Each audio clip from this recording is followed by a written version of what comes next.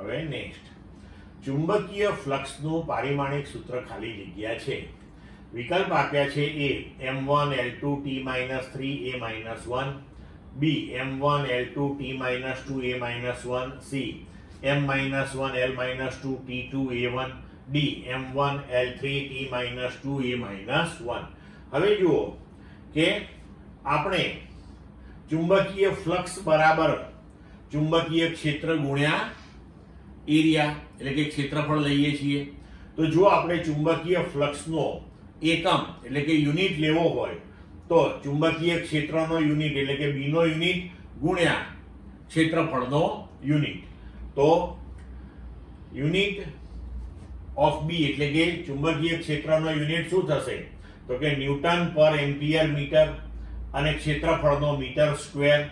તો 1 metre cancel થઈ અને આપણને મળશે ન્યૂટન મીટર પર એમ્પિયર. હવે ન્યૂટન એટલે શું? તો કે ન્યૂટન એટલે kilogram metre per second square, metre m, ampere a. બરોબર? તો હવે કિલોગ્રામ મીટર ઇન્ટુ મીટર એટલે મીટર સ્ક્વેર, સેકન્ડ -2 અને a -1. તો બધું SI માં આવી ગયું. હવે આપણે પારિમાણિક સૂત્ર લખી શકીએ. કિલોગ્રામ રેઝ ટુ 1 એટલે m1, m raise to 2 metre raise to 2 એટલે l2, સેકન્ડ રેઝ ટુ -2 એટલે t રેઝ ટુ -2 a-1. તો a-1. તો આપણો વિકલ્પ પ્રમાણેનો જવાબ થશે b.